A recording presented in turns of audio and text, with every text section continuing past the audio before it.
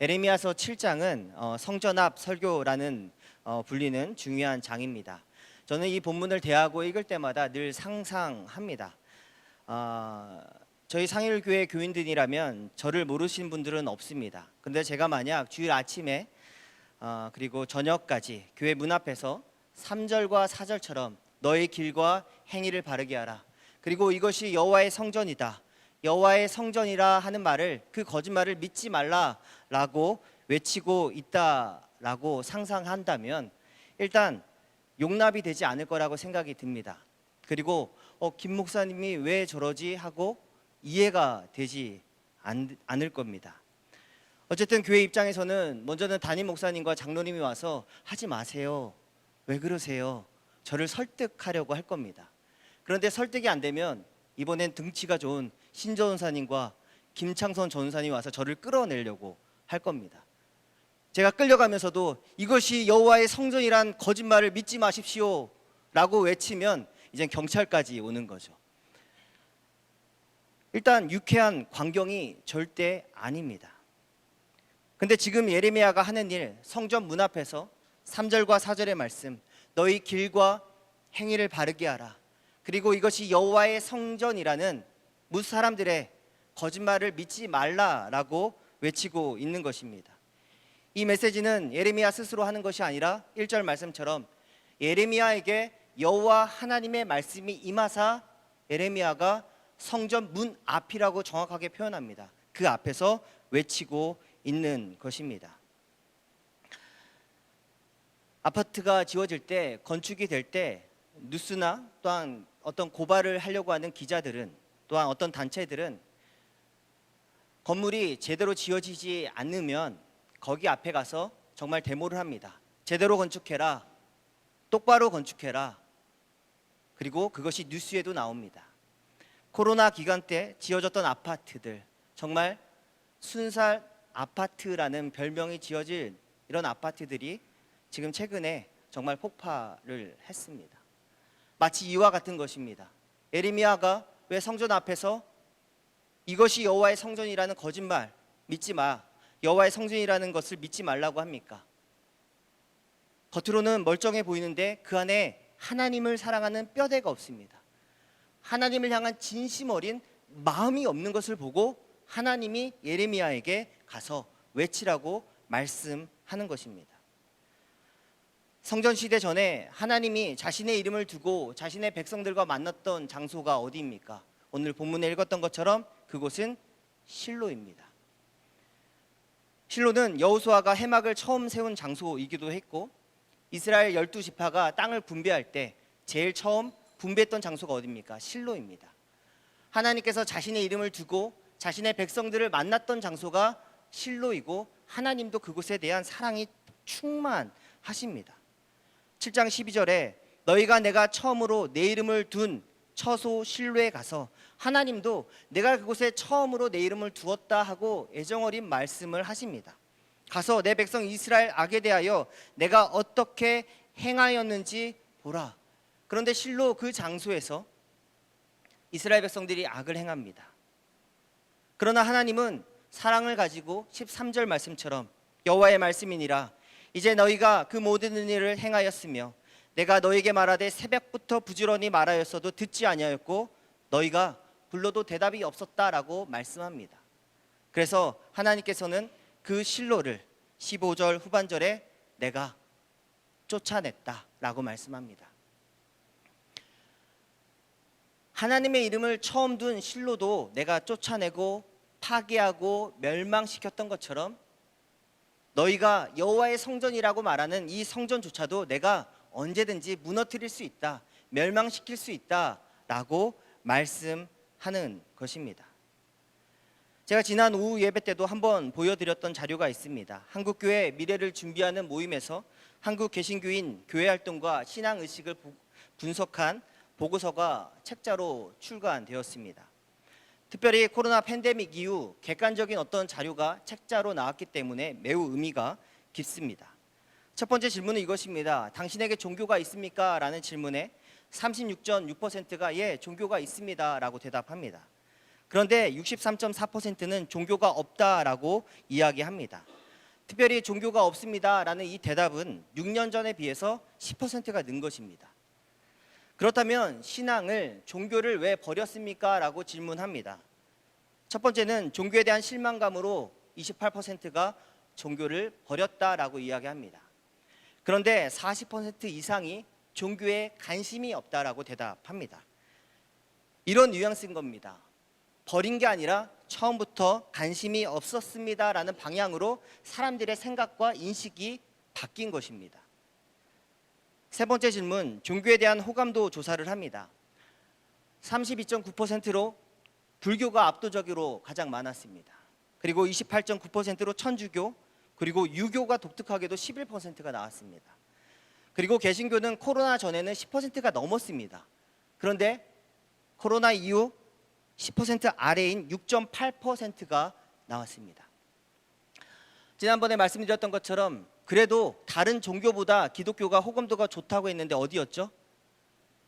이슬람보다는 호감도가 좋다라고 조사가 나왔습니다. 참 슬픈 현실이 되었습니다.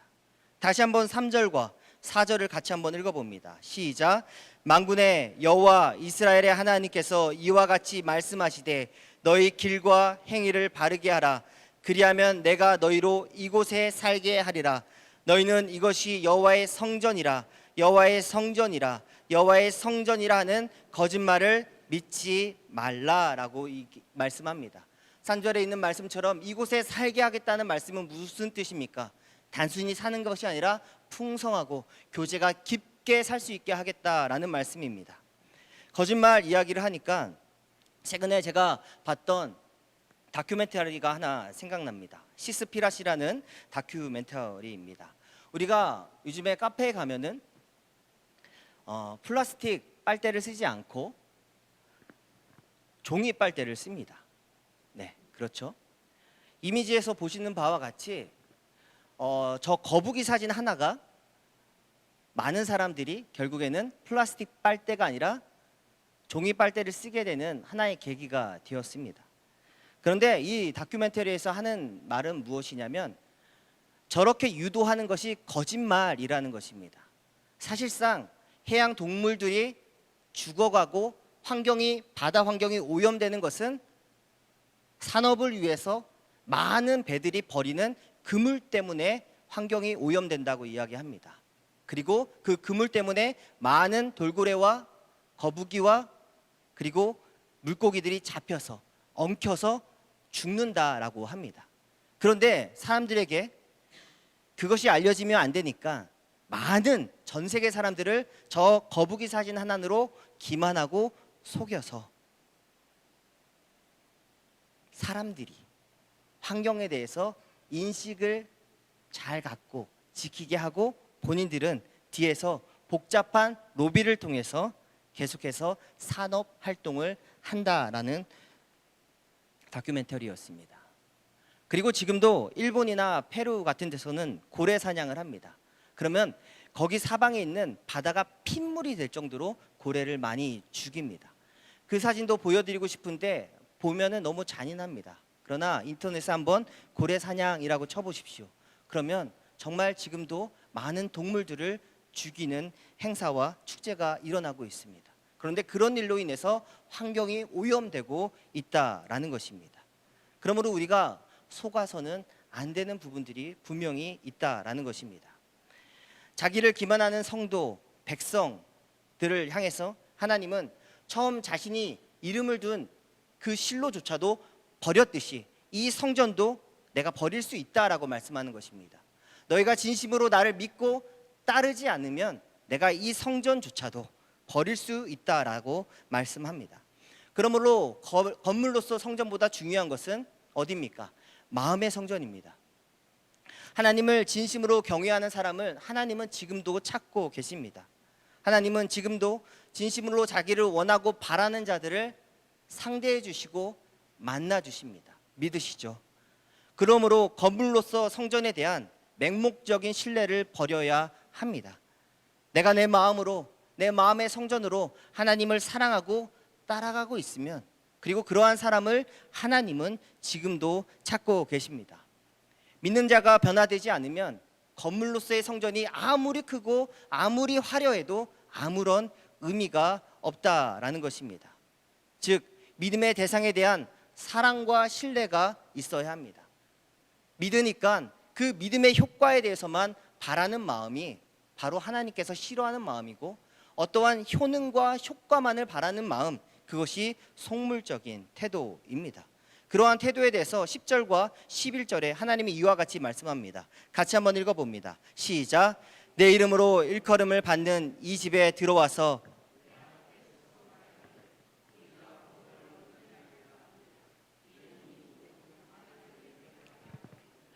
내 이름으로 일컬음을 받는 이 집이 너희 눈에는 도둑의 소굴로 보이느냐? 보라, 나 곧 내가 그것을 보았노라. 여호와의 말씀이니라. 10절에 내 이름으로 일컫는 이 집에 들어와서 나는 예수 믿었으니까 구원받았네, 나는 천당 간다, 이러한 말들과 그런 태도와 행위들을 하나님께서 가증하다라고 본다라는 것입니다. 또한 내 이름으로 일컫는 11절 말씀, 이 집에 들어와서 너희가 그것을 도둑의 소굴로 만들었다라고 말씀합니다.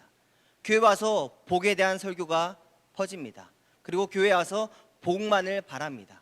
하나님을 잘 믿었더니 내 아들이 이렇게 잘 되고, 하나님을 잘 믿었더니 우리 남편이 사업이 잘 풀리고, 이 모든 것이 하나님의 은혜라는 말만 이야기하지만 하나님이 보시는 것은 너희들의 도둑놈 심보라고 말씀하는 것입니다. 예수님도 예레미야서 이 말씀을 인용하면서 마태복음 21장에 그들에게 이르시되 기록된 바 내 집은 기도하는 집이라 일컬음을 받으리라 하였거늘 너희는 강도의 소굴을 만들었다라고 말씀합니다. 예수님이 하시는 말씀이 무엇입니까? 교회는, 하나님의 집은 하나님과 만나고 소통하는 장소임을 말씀하고 있는 것입니다. 그런데 너희가 강도의 소굴을 만들었다라고 말씀합니다. 오늘 기도를 준비하시기 위해서 우리 집사님께서 지난주에 오셔서 탐방을 하셨습니다. 아, 기도를 저렇게 나가서 준비해서 하면 되는구나. 근데 당일날 지난주에 기도자가 안 왔어요. 그래서 우리 집사님이 많이 당황하셨어요. 근데 우리 담임 목사님도 그렇고 저도 그렇고 같이 있었던 분들이 감동을 받았어요. 대표기도 처음이잖아요. 근데 기도하기 전에 한 주 전에 와서 아, 저렇게 하면 되는구나, 나 다음 주에 저렇게 해야지. 근데 없어. 당황하셨지만 오늘 너무 잘하셨고 방송팀의 실수가 있었습니다. 하나님을 만나고 소통하는 장소가 하나님의 집이다라고 말씀합니다. 다 누구에게나 처음은 있잖아요. 우리 집사님, 건사님 다 처음 나와서 대표기도 했던 적이 있으시고, 혹은 대표로 나와서 성경 봉독했던 적이 있으시잖아요. 그 떨림과 그 설렘이 없으면 안 된다라고 지금도 우리에게 말씀하고 있다라는 것입니다. 그렇다면 하나님의 집이 강도의 소굴이 되어지는 과정, 그 고통의 과정, 교회가 무언가 잘못하고 있는 과정에 대해서, 내용에 대해서 5절과 6절에 말씀하고 있습니다. 5절 6절 같이 한번 읽습니다. 시작. 너희가 만일 길과 행위를 참으로 바르게 하여 이웃들 사이에 정의를 행하며 이방인과 고아와 가부를 압제하지 아니하며 무죄한 자의 피를 이곳에서 흘리지 아니하며 다른 신들 뒤를 따라 화를 자초하지 아니하며 너희의 길과 그리고 행위를 바르게 하라고 말씀합니다. 지금 바르지 않다라고 말씀합니다. 네 가지를 말씀합니다. 이웃사랑과 정의가 실천되지 않다라고 말씀합니다. 두 번째, 이방인과 고아와 가부를 너희가 압제하고 고통을 주고 있다라고 얘기하고, 세 번째는 무죄한 자의 피를 흘리고 있다. 그리고 네 번째는 다른 신들의 뒤를 뒤쫓아가고 있다라고 말씀합니다. 이 네 가지 내용들이 지금 하나님의 집에서 벌어지고 있는 내용이다. 그래서 하나님의 집이 도둑놈의 집이 되고 있다, 도둑의 소굴이 되고 있다 말씀합니다. 1번에서 3번까지의 내용은 이웃사랑에 대한 내용입니다. 맞죠? 이웃사랑, 그리고 이방인과 고아, 그리고 무죄한 자의 피를 흘리고 있다. 이웃사랑이 실천되지 않다라고 말씀하고, 마지막 네 번째는 다른 신들을 쫓아가며 하나님 사랑, 하나님을 정말 진심으로 원하는 마음이 행해지지 않다라고 말씀하는 것입니다. 누가복음 10장에 보면은 예수님께서 우리 이웃에 대한 정의를 내려주십니다. 한 율법학자가 예수님께 와서 묻습니다. 두 가지 이유 때문에 옵니다. 하나는 시험하기 위해서, 다른 하나는 자신을 옳게 보이기 위해서 질문합니다. 25절에 어떤 율법교사가 일어나 예수를 시험하여 이르되 선생님 내가 무엇을 하여야 영생을 얻습니까? 질문하니까 예수님께서 율법에 무엇이라 기록되었느냐 질문합니다. 율법교사니까 당당하게 뭐라고 외칩니까? 그리고 우리들도 이렇게 대답할 겁니다. 27절 같이 있습니다. 시작. 대답하여 이르되 내 마음을 다하며 목숨을 다하며 힘을 다하며 뜻을 다하여 주 너의 하나님을 사랑하고 또한 내 이웃을 내 자신과 같이 사랑하라 하였나이다. 자신 있게 얘기하죠. 자신이 정말 잘 아는 내용이거든요. 하나님 사랑과 이웃 사랑 아닙니까? 아주 자신 있게 대답합니다. 근데 묻습니다. 예수님께서 바로 이렇게 그 사람이 그렇게 질문합니다. 그러면 옳게 보이려고 내 이웃이 누구입니까? 라고 질문합니다. 예수님께서 한 이야기를 들려주시죠. 잘 아시는 내용이죠. 어떤 사람이 강도를 만났습니다. 쓰러져 있습니다. 한 명의 제사장이 그곳을 지나가다가 어떻게 합니까? 피해서 가고, 한 명의 레위인이 그곳을 피해서 가고, 그런데 어떤 사마리아 한 명만 강도 만난 자를 씻겨주고 자신의 말에 태워서 그리고 병원으로, 여관으로 데려다 줍니다. 그리고 예수님이 묻습니다. 누가 이 사람의 이웃이냐라고 묻습니다. 율법학자가 뭐라고 대답합니까? 저는 이 내용이 너무 재밌습니다. 율법학자가 뭐라고 대답합니까? 기억하시죠? 뭐라고 대답하죠? 자비를 베푼 자입니다 라고 대답합니다. 그런데 뭐라고 대답해야 됩니까? 한 제사장, 한 레위인, 한 사마리아 사람, 뭐라고 대답해야 됩니까? 사마리아 사람이요 라고 대답해야 되는데 물뚱거려서 자비를 베푼 사람이라고 대답합니다. 왠지 아시죠? 유대인과 사마리아 사람은 친하지 않습니다. 유대인은 사마리아 사람을 인정하지 않습니다. 누가복음 10장 28절에 예수님이 이렇게 대답합니다. 자비를 베푼 자, 네 말이 옳도다. 너도 행하라. 그러면 너도 산다라고 대답하십니다. 말씀하십니다. 오늘 본문 3절의 말씀과 일맥상통합니다.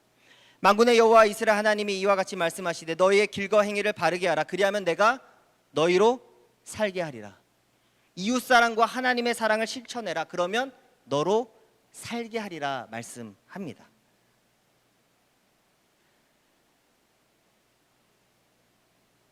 PPT 한 장을 보여드리겠습니다. 율법학자는 예수님에게 이렇게 질문했습니다. 누가 내 이웃입니까? 근데 예수님께서는 하나의 이야기를 들려주시면서 뭐라고 이웃을 정의 내리십니까? 누가 강도 만난 자의 이웃입니까? 라고 질문합니다. 율법학자는 자기 중심적인 이웃을 찾고 있습니다. 누가 내 이웃입니까? 누가 나의 이웃입니까? 방점이 자기 자신에게 있습니다. 그런데 예수님이 정의하시고 알려주신 이웃은 무엇입니까? 누가 강도 만난 자의 이웃이냐라고 물으십니다. 최근에 우리는 강도 만난 이웃들을 많이 접합니다. 기도했던 대로 비 피해로 많은 이웃들이 강도 때의 습격을 당했습니다. 그리고 너무나 여리고 착한 젊은 교사가 강도의 공격으로 자신의 목숨을 잃는 뉴스를 들었습니다. 작년 이태원 참사로 수많은 젊은이들이 죽었고 그 일로 인해서 지금도 자식 잃은 부모님들은 아직도 원치 않는 강도때의 공격을 받고 있습니다. 이 일을 위해서 불교와 천주교는 많은 애를 쓰고 있습니다. 그런데 기독교는 나서지 않고 있는 모습을 보이고 있습니다. 2014년도 세월호 참사가 있었습니다. 그때 5명의 시신을 수습하지 못했습니다. 최근에 제가 아는 교회를 통해서 저도 최근에 알았습니다. 특별히 시신을 수습하지 못한 가족들 5가족이 있는데 그들은 정부로부터 어떤 지원도 받지 못했습니다. 우리는 세월호 참사로 많은 이들이 지원을 받았다라고 알고 있습니다. 그런데 시신을 찾지 못했다는 이유만으로 어떠한 지원도 받지 못했습니다. 그래서 이를 위해서 한 교회가 시신을 수습하지 못한 그 가정에 거의 한 달에 한 번씩 찾아가서 친구가 되어주고 대화해주고 10년이 지난 지금에서야 조금의 마음 문이 열려서 교회를 출석하고 있다라고 이야기하고 있습니다. 예수님의 말씀을 기억하시기 바랍니다. 누가 강도 만난 자의 이웃이 되겠느냐? 이웃에 대한 정의는 내가 내리는 게 아닙니다. 강도 만난 사람이 저 사람이 내 이웃입니다. 저 사람이 나의 친구입니다. 저분이 나를 도왔습니다. 저 교회가 나에게 와서 도움을 주었습니다. 내 이웃에 대한 정의는 내가 내리는 것이 아니라 예수님의 말씀대로 강도 만난 자가 저 사람이 내 이웃이다라고 정의 내린다라는 것입니다. 그러므로 우리는 여기서 다시 한번 왜 한국교회 호감도가 이렇게 낮아졌을까 고민해야 합니다. 왜 많은 청년들이 젊은이들이 교회를 떠날까 생각해 봐야 합니다. 그것은 나 중심의 이웃사랑과 나 중심의 이웃 찾기, 옳게 보이려고 행한 모습들 때문이 아닐까 생각합니다. 사실 통계적으로는 한국 교회가 지원하는 물질적인 지원이 없으면 70% 이상이 많은 어려운 기관들, 고아원, 단체들이 운영이 되지 않는다고 합니다. 왜 한국 교회는 그렇게 많은 물질적인 지원, 이웃사랑을 실천하고 있으면서도 이렇게 욕을 먹고 있으며 호감도가 떨어지고 있는 것입니까? 우리는 강도 만난 자의 이웃이 되어야 합니다. 강도 만난 자가 그가 나의 이웃입니다라는 고백을 그의 입을 통해서 우리가 들어야 합니다. 마지막입니다. 왜 교회는 강도의 소굴이 되고 있습니까? 왜 도둑놈의 심보를 가진 이들이 많습니까? 그것은 하나님을 사랑하지 않기 때문이라고 성경은 이야기합니다. 그것은 하나님을 온전한 마음으로 따르고 있지 않기 때문이라고 말씀합니다. 신뢰라는 책으로도 유명한 브레너 매닝 모든 것이 은혜다라는 책에 보면은 당신이 파악할 수 있는 하나님은 하나님이 아니다, 신이 아니다라고 말을 합니다. 나의 손에 잡히는 하나님, 나의 지성으로 이해되는 하나님은 신이 아니다라고 얘기합니다. 우리가 예레미야서를 읽으면서 헷갈리는 것이 무엇입니까? 어떨 때는 하나님이 크고 긍휼의 마음으로 내가 너희를 사랑하고 너희를 구원하겠다고 말씀합니다. 그런데 조금만 읽다 보니까 내가 너희를 심판하리라. 북쪽에서 해오리 바람이 일어나서 너희를 멸망시키리라. 그런데 다시 하나님이 눈물을 흘리시면서 그들을 또 달래십니다. 그런데 다시 분노하시면서 그들을 다그치십니다. 도저히 이해가 안 됩니다. 어떨 때는 우시다가 다시 우시는 그 하나님의 마음, 그 감정의 선이 잘 파악이 되지 않습니다. 그런데 이렇게 파악되지 않는 하나님이 그 하나님을 믿고 따르는 것이 정말 하나님을 사랑하는 것이다라는 예레미야 선지자 역시도 고통스러운 부분이 바로 이것입니다.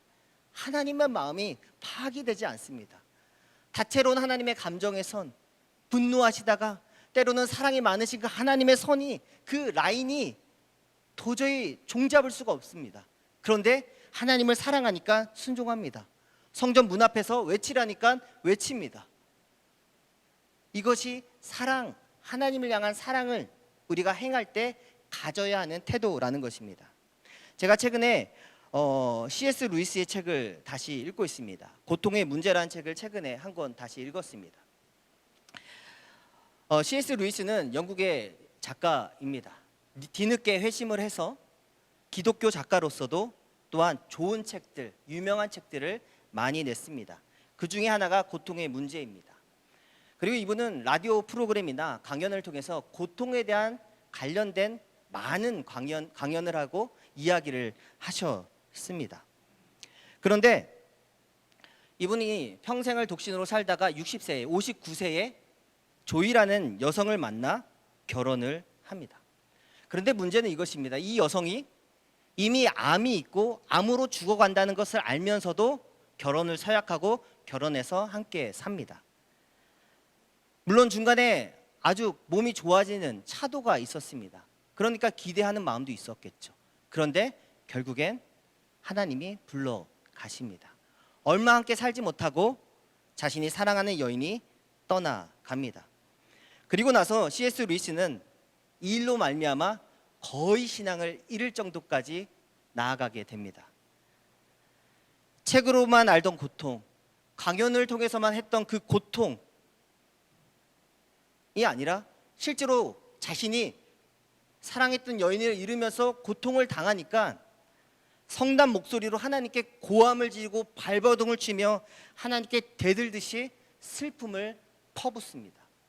그 내용이 그 다음 책 헤아려 본 슬픔이란 책에서 나옵니다.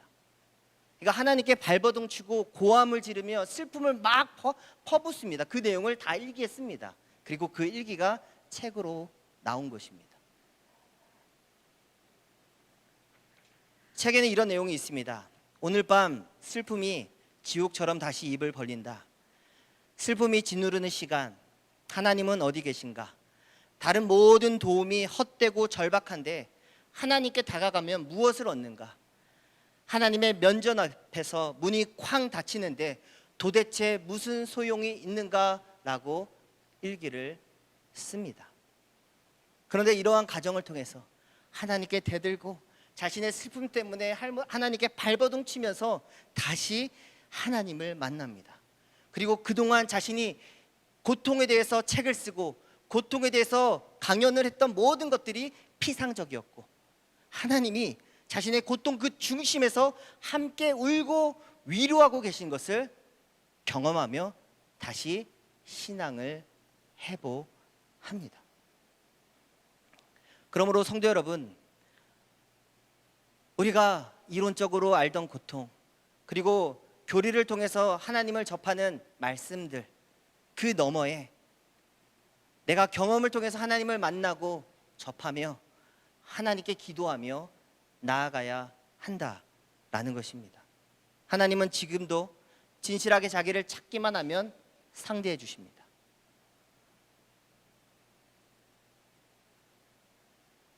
예레미야의 진심, 그리고 예레미야가 정말 좋은 선지자였고 하나님의 사람이었다라는 것을 언제 알게 됩니까?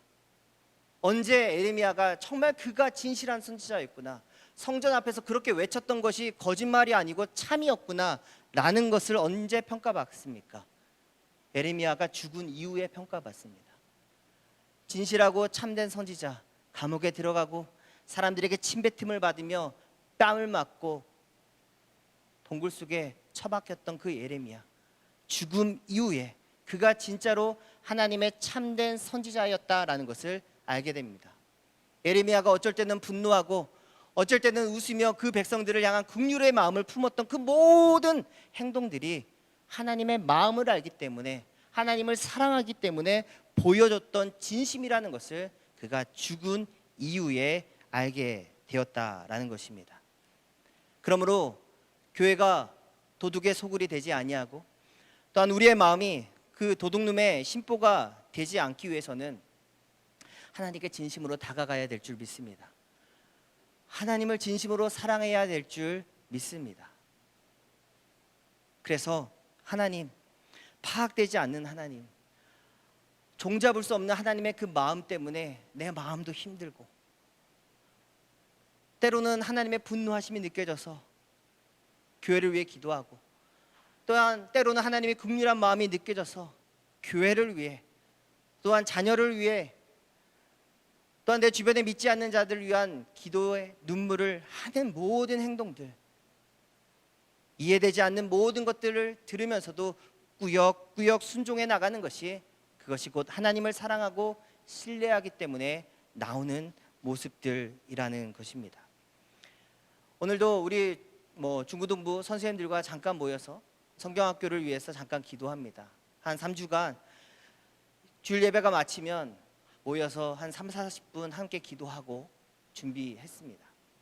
그리고 오늘도 함께 기도하려고 합니다. 성경학교를 준비하면서 이런 마음이 들었습니다. 내가 아이들을 정말 사랑하나? 내가 하나님을 향한 진실한 마음이 정말 있는가? 묻고 또 물었습니다. 사실 그 마음 하나면 됩니다. 그 마음이 없어서 문제입니다.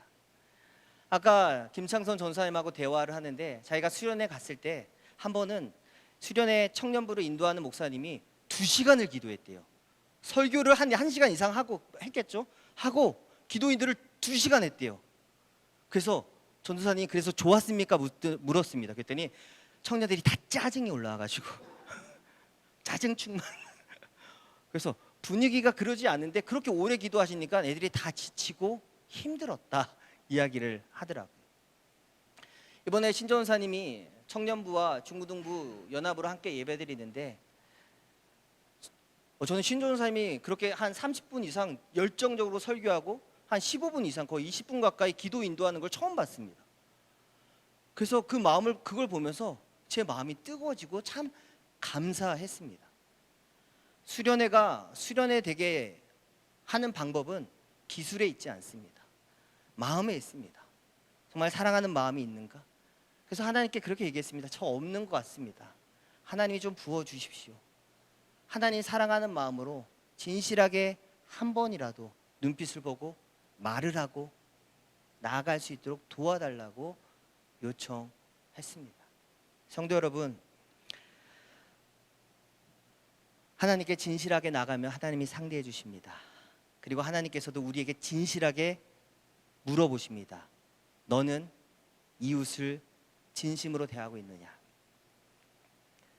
우리는 그것에 응답해야 합니다. 사실 에레미야서의 논리에 따지면은 이곳이 강도의 소굴이 되고 있는 그 첫 번째가 너희가 하나님을 사랑하지 않기 때문이다라고 먼저 나와야 될 것 같습니다. 근데 이웃 사랑에 대해서 먼저 얘기합니다. 고아와 가부와 사회적 약자를 돌보고 있지 않다라고 얘기하고 계십니다. 우리 하나님의 사랑과 이웃 사랑을 쌍방에서 진심으로 할 수 있는 우리 모두 되기를 소망합니다.